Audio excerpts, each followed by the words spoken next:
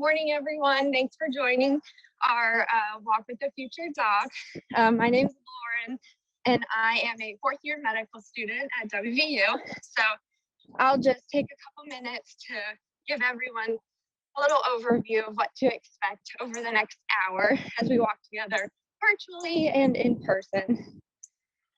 So today we have Dr. Labus joining us to speak about the topic of narrative medicine. And then as we're walking together, she can answer any questions that anyone might have, and we'll open the conversation for any questions or discussion that surrounds the topic of narrative medicine. So everyone on the Zoom side of things should have received a pop-up notification just to consent to the recording of this Zoom call. And only the audio portion of the Zoom call will be made available on our YouTube channel, which is WVU Walk with the Future Doc. So we just ask, if you do not wish to be recorded, that you leave the meeting, and then you can listen to the recording once it gets posted shortly on our YouTube channel. So our Facebook page is also WVU Walk with the Future Doc, and this is the best place to look for information about future walks. So thank you everyone for joining us today, whether it's virtually on Zoom or in person in Morgantown. Now I'd like to introduce everyone to Dr. Labus, who is an assistant professor in internal medicine at WVU School of Medicine. So we're excited to have her joining us to speak about the topic of narrative medicine, practicing humanism in medical education and clinical practice. So with that said, I'll let you guys begin up in Morgantown. All right, so hi everyone. Thank you for the introduction. Like she said, I am Andrea Labus. I am an internal medicine physician. A little bit about me. I'm from Charleston, West Virginia, but came up here for medical school, or for undergrad and then medical school. I was in the class of 2015. And then did my internal medicine residency here, as well as a chief year here, and then stayed on as faculty. So currently I do, for the most part, earlier on, I did a lot more inpatient medicine, but in July I kind of transitioned to more of outpatient primary care with a little bit of inpatient. And so as we kind of learn about narrative medicine, I think it's important to learn why I kind of got into it, because I had no idea what it was before this or anything. So about 2 years ago, I took my medicine boards, and then last year during the pandemic, and kind of just like, you know, at some point you finally reach the goal. Like all of us here have probably wanted to be a doctor for at least a while, not a very long time. And so you finally reach that goal, you take your boards and you're like, okay, what do I do now? I didn't really have a goal, and I felt like I didn't know where I was going with things other than taking care of patients and teaching, which are the two things that I really enjoy the most. But I was kind of like, I don't know what I want to do. The pandemic was bothering me because I like to share. I like to share with people a lot. And then I was still, at times, there are certain patients that were kind of weighing on me. And in particular, I lost one that I had been taking care of for about 4 years and wasn't really involved in the process. And it really just kind of weighed on me when she had passed away. And then Dr. Learfald, who's one of the physicians in our department, he's our vice chair. He's like my work dad is what I like to call him. He said, hey, do you want to check out this narrative medicine workshop? And from Columbia, it's virtual. We can see what it is. And I was like, okay, well, I guess I'll learn something new. Why not? And thinking I was going to learn, like, this is what narrative medicine is. Honestly, just practice it. And then I was like, oh, okay, this is very different. We spent the time reading all these different poetry pieces and short stories and reflecting, and then I left it feeling a lot more enlightened in general. And I felt my mood was better, and I was just like ready to work, and I had this new way of kind of letting things out by journaling and other things like that. And so I kept doing that, and I realized, oh, I was like, I want to learn more about this. I want to get educated in this. I want to bring it to our school. And so I actually started a certificate at Columbia in the spring, and took my first course in the summer, and I just started my second one this week, actually, there. So what is narrative medicine? It's a field within the humanities. And if you think about it, when we think narrative, I think the first thing that comes to mind is like the patient narrative, right? Like how many times I think we've all heard like the history is everything. And this really kind of focuses back on the history being everything. But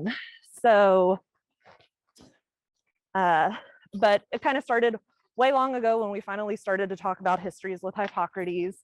And then over the years in the 1900s, we really started to focus on specializing. We started to focus on technology, and we kind of gotten away in ways of really just listening to the patient. And so narrative medicine came into play in really about 2001. It was a JAMA article from Rita Sharon, who is an MD PhD at Columbia, that defined narrative medicine.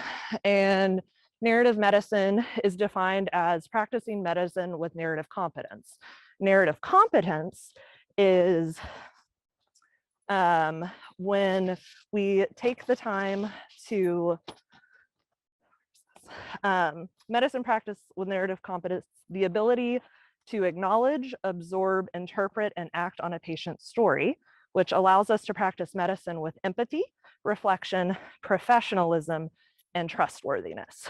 So I think the easy way of saying this is taking the time to listen to what the patient's telling us, but truly listen, not just for what they're saying, like, oh, I have chest pain, but are they really trying to tell us something else? And so how do we do this? One, let me tell you, in high school, I got a comma splice, which is a comma where it's not supposed to be in a paper. And I got a 0 out of 150. And after that, I ran away from English, like anything English related, literature, anything, didn't want to do it.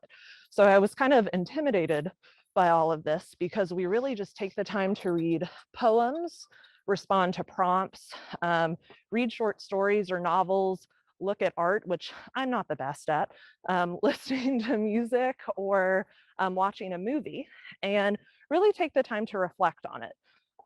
These pieces don't have to be medically related, they can be, but you know, like my favorite artist of all time is Taylor Swift. And so we could take the time to interpret a Taylor Swift song and see kind of where that takes us with our thoughts and our feelings. And that may open us up to something that maybe a patient is thinking or feeling. So when we get a poem, when we get a story, we take the time to say, it's a little muddy in here, goodness. We take the time to think, you know, when is this going on? Calvert, go. When is this going? Where is it happening? What do you see in the poem? What do you hear when you're reading the passage? And how does it make you feel? You can also think about, you know, the structure of a poem. Why is it structured a certain way? Who is the poem? Who's the author? You know, the author may be the person that they're writing, but maybe they're doing it in a different perspective. They're saying I, but it's somebody else that's actually that we're seeing their perspective from. So we take the time, we do that. And then really the bigger point of it is to work in a small group together and discuss like what you think you see. Get this way. Discuss what you think you see in particular, and kind of open up to different thoughts and opinions. We started to do this with our third year medical students on our clerkship, and it's been really kind of eye-opening to see, like when we read a poem, which we're doing one now from the former poet laureate in West Virginia, what people start to think and feel and kind of the different perspectives that we get, which is really interesting. So that's kind of what we do at the first part of it. After we discuss that, we do a written reflection. Sometimes it's, you know, based on things from the discussion that we've already had. Maybe it's based on something we see in a picture, in a drawing. It kind of depends. But we take about 5 minutes to write that reflection, and then we share the reflection. And, you know, at this point, everyone feels pretty vulnerable when you do it because you're like, oh gosh, I'm sharing my thoughts and feelings. And we don't like to do that in medicine, I sometimes think. We like to focus on like the medicine of it all. And so at first when I do this, I'm kind of like, okay, I'm going to be vulnerable. I'm going to open my heart a little bit. And it's a little scary, but we kind of tell everybody like, you don't have to share, but if you want to, we encourage you to. And we don't ask anybody to ask for more. So maybe it's a story that we didn't think we would hear from somebody, or we learned something pretty vulnerable about them. We don't say, well, what else happened? Because maybe that person's not comfortable with sharing. The point is to just listen to what they're telling us and to reflect on that and learn something from it. It'll kind of wrap back around and we can stay on the main path this time. But so that's kind of what we do. And it's been really nice to do it myself. I've done a couple of prompts a number of times. One of the ones we really like to do is, and I've done both in like my course and that seminar, was tell us the story of your name. And so it's been really interesting for me to write like 8 different times, what's the story of my name, and then to share that. And then to see what other people share. I've learned a lot about people's names, what they think about them, and things like that. But that's kind of the general process of close reading. And that's really what we do with narrative medicine over and over and over again. And so I kind of learned to keep a journal of those things and take time to read back with them because I think it's really important. And it allows me to sometimes write about stories that I didn't think I would write about, or write about patient experiences, maybe my own experience that I didn't know before. So that's the big thing. But why does that matter then? Why should we practice it? I think, how many times have you all heard someone say, oh, like the last doctor I talked to didn't listen to me. They didn't even listen to what I was saying. They stopped me and didn't even let me get everything out. They interrupted me. They didn't even address my concerns. On the other side of that, how many times have you heard physicians say, you know, like, this patient is difficult patient because maybe the conversation didn't go the way we wanted to. Maybe the patient was late. We don't really know why, but they were late and now we're running behind. We have time constraints. We have to see all these patients. It's frustrating as physicians too. And so I think when I think about why narrative medicine is important, I think our number one thing is to always make patient care better. So by starting to practice narrative medicine and do close reading on a regular basis, you know, we take that time to truly start to listen to what people are saying, acknowledge what the patient is telling us, and maybe listen for a deeper meaning. So maybe they're not trying to tell us about their chest, but instead they're really trying to tell us about their anxiety related to their estranged relationship with their sister or something like that. And that's really the point. And they're just telling us that they have chest pain, but they want to open up a little bit more. And so learning to kind of feel for those cues gives us the ability to, you know, really understand where the patient's coming from. It allows us to become more empathetic to them and then develop a better relationship with them, which no matter what you're doing, if you're, you know, primary care doctor, obviously that's important, but maybe you're a surgeon and this patient is saying they really want surgery because they think something's going to be able to get fixed if they do that, but and they're really depressed and they don't understand why surgery is not going to fix it. So ultimately, by doing that, we get better patient care from that perspective. I think the other side of that is that we also get to take better care of ourselves. You know, we, like I said already, like as doctors, we don't like to show emotion. We feel, a lot of people I think are uncomfortable with it.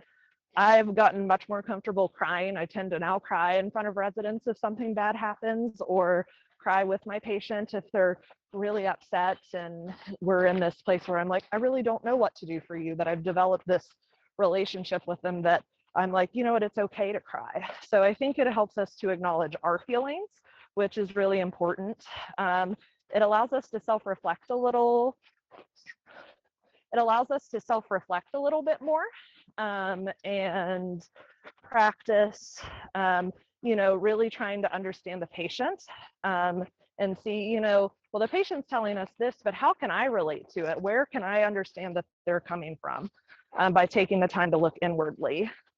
So I think those are some of the big things that we can do.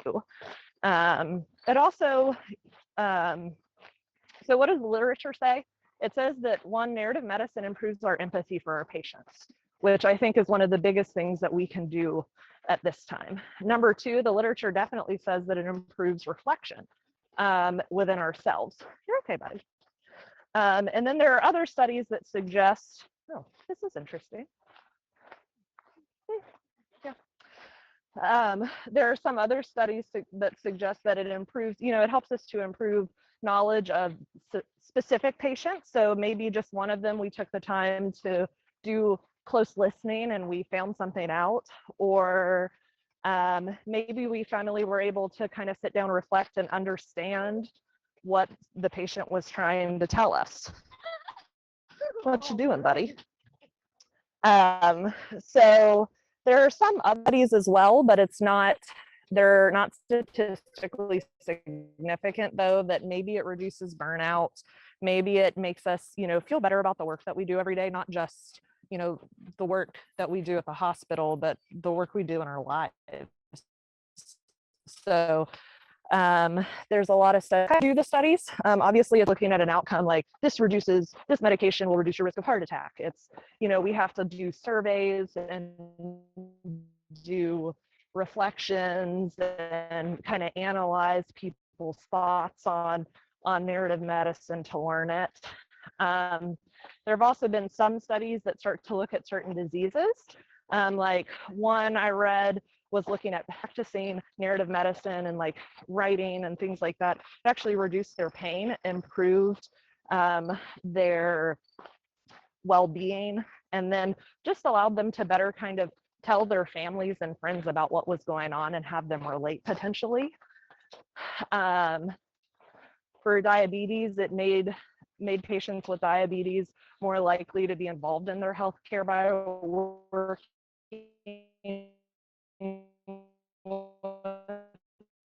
narrative medicine and doing some things. Asthma potentially reduced RA activity. There's lots of potential things that have been looked at in very small amounts, but we would need a lot more studies to know. And then there are other ways to do humanism, like specifically just journaling and other things like that they've looked at that also have affected some outcomes in certain diseases at a small level. But once again, you would really need more studies to know. So why does it matter here in West Virginia?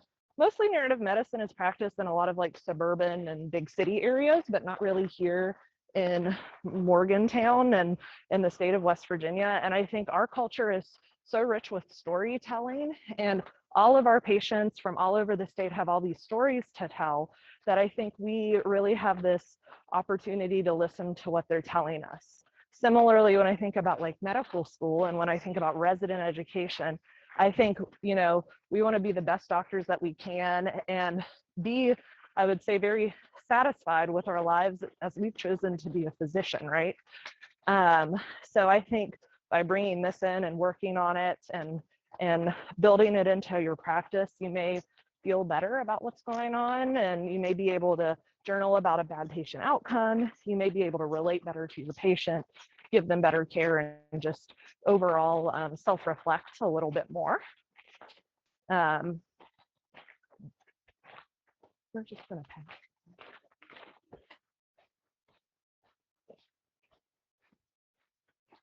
Okay.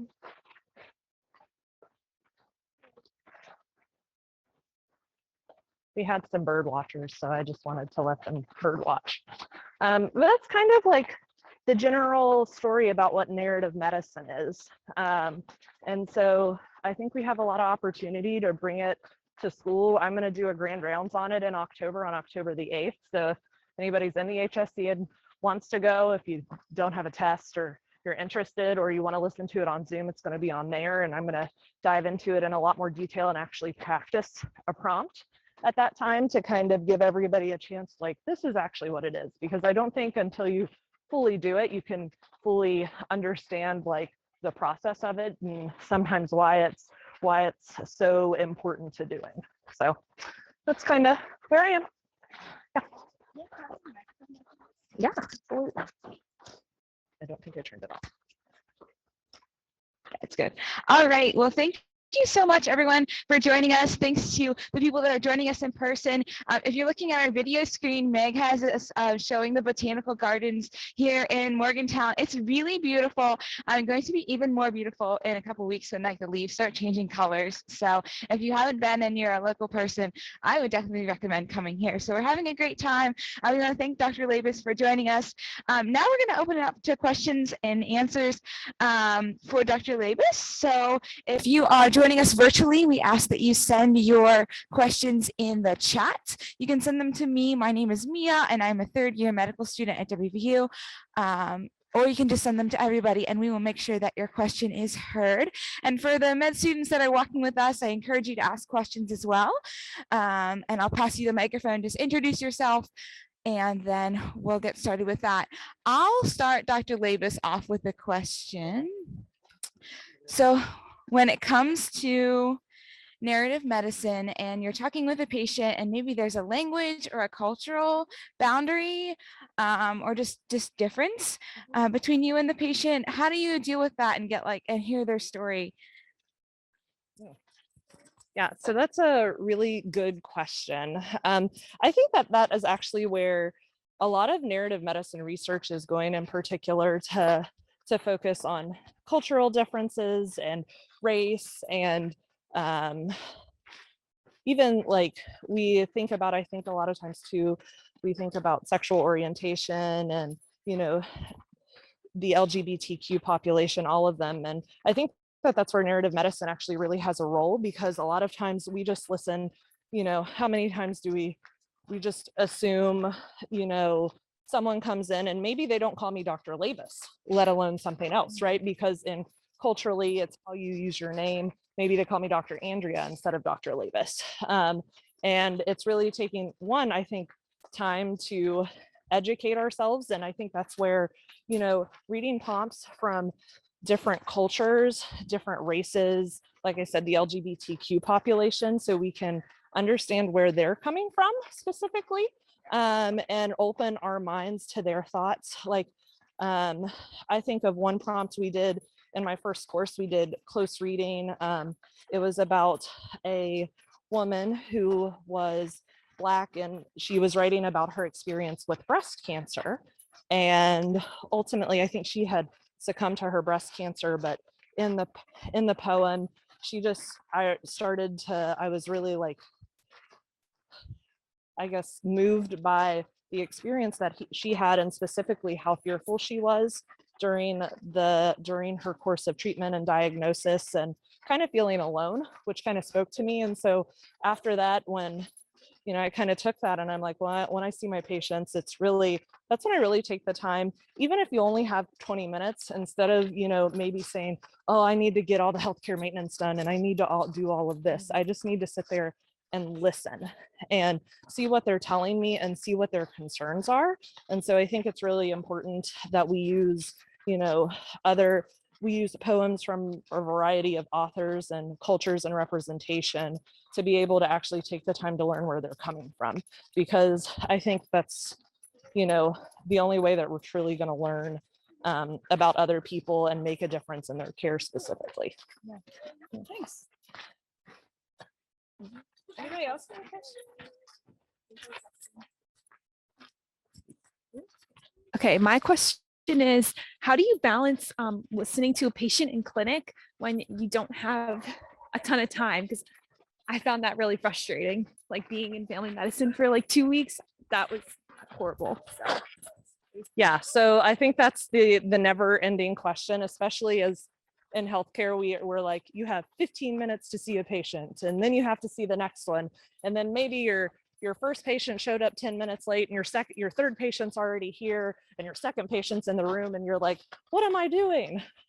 And so what I've realized is that obviously you can't get 2 or 3 hours behind, because then that's going to cause problems for the patient, right? Like, you want to make sure that you get everybody in a timely manner and you look at everybody and talk to them. But I kind of say that, you know what, sometimes it's important for me to put my pen down.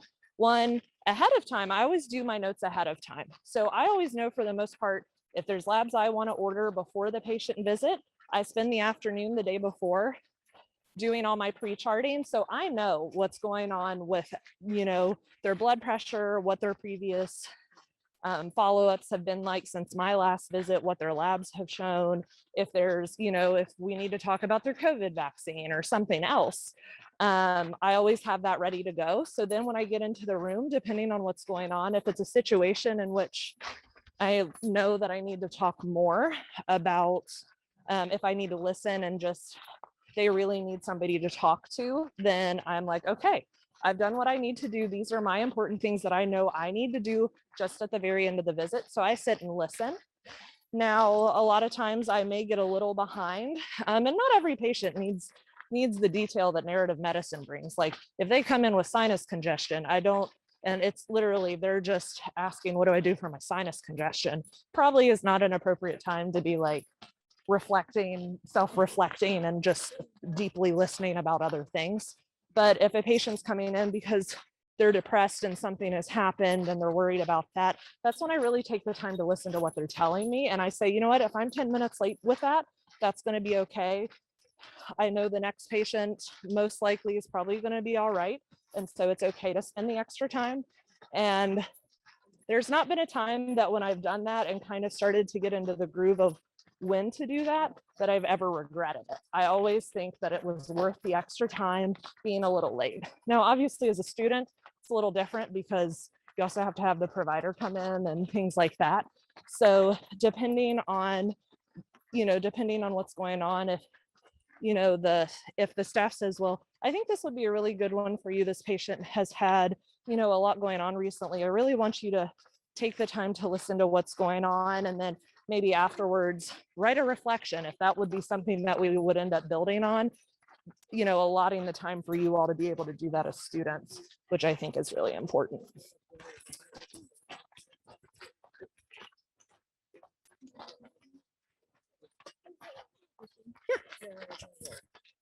My name's Sarah. I'm a first-year medical student. Have you encountered any resistance to narrative medicine as you've been bringing it here? That's a very good question. So we're still pretty early into bringing it here. I think there's an interest group in the School of Medicine that we've started, or that was started before I even knew what narrative medicine was. And in our department, we're starting to bring it. And I think that we're going to see. I can see resistance, one, because like I said before, we just don't have time and people are like, how can I do this? I'm gonna give this back to you. Yep. Calvert, you're fine. There you go. But I'm interested to see with our grand rounds, because that focuses all the people within the department, a variety of providers, not just, physicians or students, but other healthcare workers, other administrative workers, to see, because I think a lot of it too is like, people are fearful to kind of show that vulnerable side. People are like, I don't have time to do this, but I think it's just getting people open-minded to seeing what it is. I think a lot of people also people enjoy listening to music, people enjoy reading and things like that. Some of us just haven't done it in a long time, or some of us steered away from it completely. And taking the time to like bring that back in and be like, oh, this is actually relevant to me as a provider. Maybe people don't think it's going to make a difference in their patient care, but the studies kind of show us otherwise. And then maybe learning like, oh, I never thought about journaling. There are going to obviously be some people that are like, I don't care, I'm not doing this. But then there's going to be others that maybe at first are a little hesitant and are like, I don't know if this is for me. I don't think that I know how to interpret a poem, but you know what, I'm going to give it a shot. And so I think just introducing it a little bit and seeing, you're going to know. I think there's a lot of opportunity to see, and it just takes time and trialing different things and trying again to see how it goes. So I'm interested to see what kind of the response will be in our department in particular and going forward.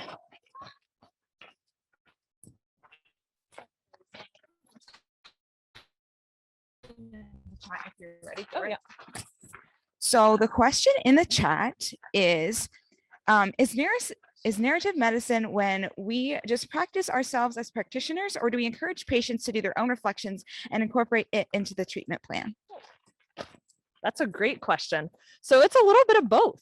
Like I said, there are some studies in which someone actually on the undergraduate campus, her name is Renee Nicholson. She is, I think she's in charge. She's in the leadership of the humanities department on the undergrad campus.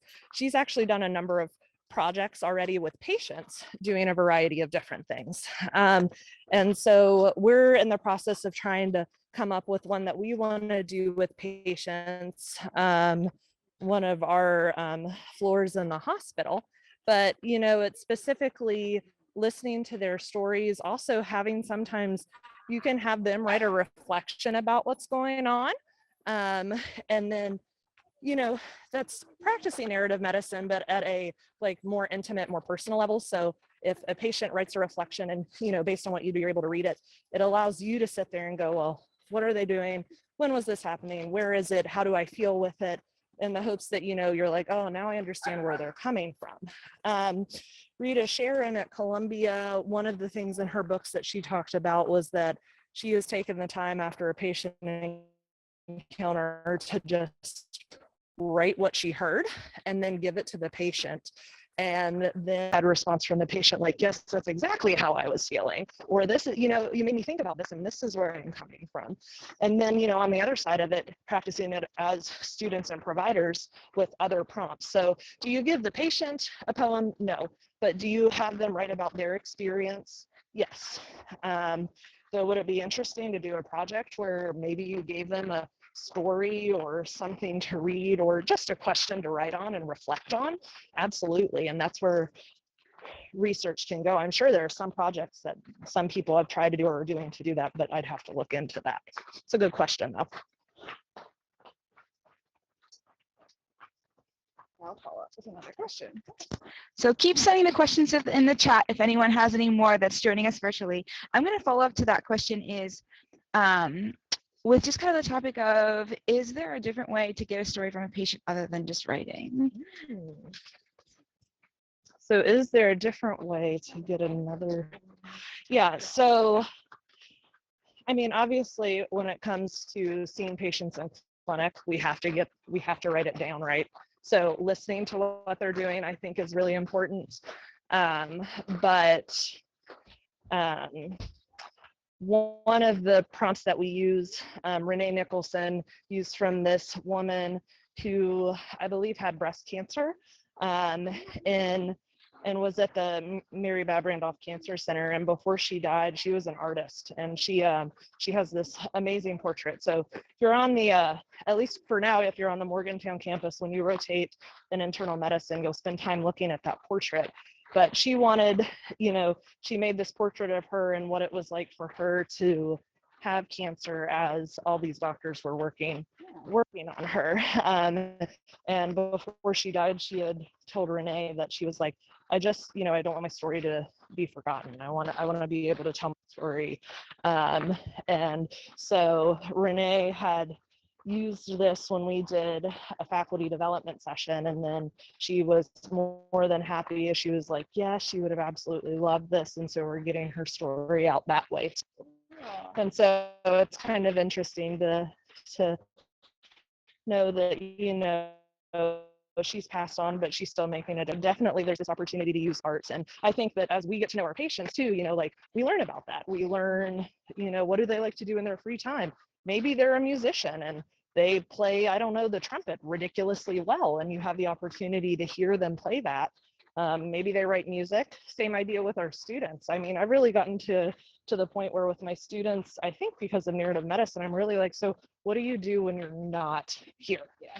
And yesterday I learned one of our students is a really good artist that I'm working with right now. And I was just blown away by that. And he showed me his artwork and I was like, had I not just taken the time to slow down and get to know them outside of like, oh, this is, when do you give the flu shot? When do you give the Prevnar? It made a difference. So.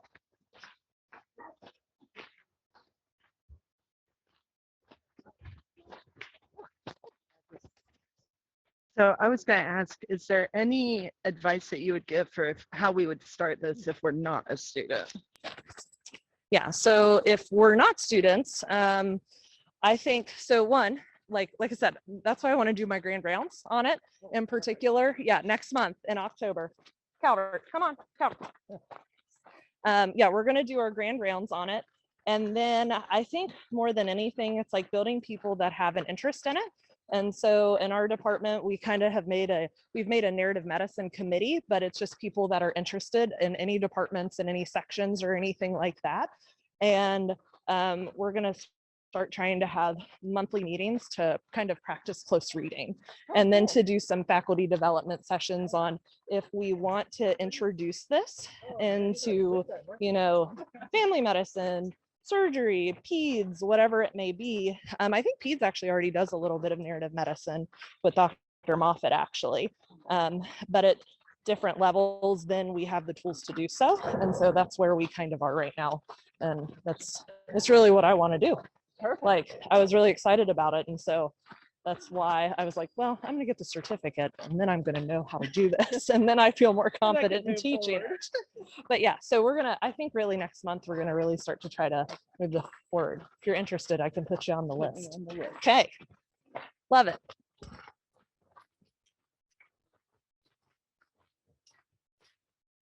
I can ask you a question. Okay. Perfect. Sorry, we're just going in circles. All right. Hello, everyone. My name is Michael. I'm a first-year medical student here at WVU. And my question is, how much of narrative medicine is, of course, hearing more from the patient, hearing their story, to really identify what the true cause or etiology of a disease is? That's the ultimate question. And I think that just comes from, to be honest, practicing this close reading that we've talked about. So that's why, like, as much as like poems terrify me, let me tell you, poetry, I feel like I definitely can't write it. When I read it, I'm like, what am I reading? What am I supposed to be getting out of this? But sometimes it's not just what are we supposed to be getting out of this, but it's, you know, the author obviously may have had a certain intent, but there are two people to this when we read a poem. You know, we talk about the author, but we also talk about the reader, and there are multiple things. And maybe the poet wasn't trying to just get one thing out of this, they're trying to get other things. So if you take that same practice and turn it into the patient, you know, the patient may come in and for Calvert, what are you doing, buddy? Sorry. The patient may come in and start talking about, you know, just how they're doing and things like that. Yesterday, I saw one who I really wasn't getting too much out of. And then I know that she had been struggling with some depression and was working with her psychiatrist. But I just sat down and I was like, so tell me how you're doing. And I just stopped. And all of a sudden the patient's mannerisms kind of changed. You saw them shift, kind of get a little more relaxed. And then she just started to talk about everything that was going on. And so, you know, as much as certain things are about an etiology, I don't know as much as like taking the time to read the room, to read the, you know, see as soon as you walk in, what does the patient look like? Are they anxious? Are they nervous? Are they calm?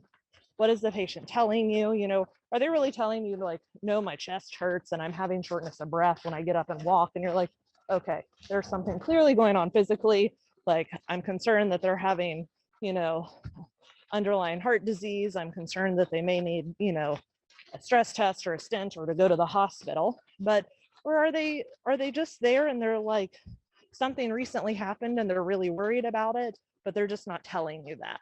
And so I think when we think about close reading and we take the time to read a book and to actually reflect on what we're being told within it, that we can then translate that into the process where we're like, okay, this patient isn't just telling us about this. They're telling us about all these other things.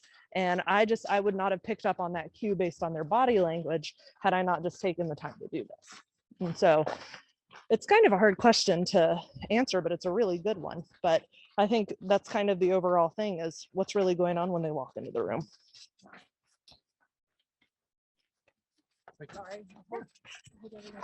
Okay, so my question is, and it doesn't have to be necessarily for, physicians or medical students, just anyone. What if someone just doesn't feel like they're creative at all? Like, how do they even start? That's a great question. So I am not a creative person. I played the piano growing up, but I never could like go off from like the traditional sheet music, like had to read it to a T. So like very regimented. So for me, not creative in the least. But I think that that's why at first I was like, oh gosh, what am I doing here? I don't know anything. I never took like an English lit course. Like I said, avoided that. And art, not really good at drawing, can paint by number pretty well, but that's because I have numbers. And so I think it's just doing it and sitting there. And I think having journaling is a big thing because you can keep it to yourself. So it doesn't matter if you're just like writing for you, it doesn't have to be this lovely long-winded essay about, I don't know what, it doesn't have to be. But if you do it with a group, I think that's where that close reading, and like I said, we really say right at the beginning, this is a safe space. No one comes here, we're not coming here for judgment, we're not coming here for anything like that. So it doesn't have to be this awe-inspiring piece of work when you do reflection. Sometimes maybe someone's like called to draw their feelings based on the question. For me, when I did the course last year, or when I did my course I guess it was last year, prompt was, but I ended up just playing a Taylor Swift song because I felt that that was like the best way to interpret the question that was being asked of me. And so there's a lot of different ways that you can be creative or, use where your perceptions are without necessarily having to write a song or draw or write a poem or something like that. Sometimes it's just writing, and writing can be profound, even if it's simple. And it doesn't have to be perfect writing. Like when we do our 5-minute reflections, that's literally what they say. They're like, this isn't for grammar, this isn't for anything, just write what you feel and go from there. And it ends up always being really beautiful and really empowering every time I've seen it. And every time I'm just like mesmerized by the people and what they tell me. And it allows me to kind of, open my shell a little bit more and to be more willing to share how I'm feeling and like I said, my vulnerability. It's a good question, Megan.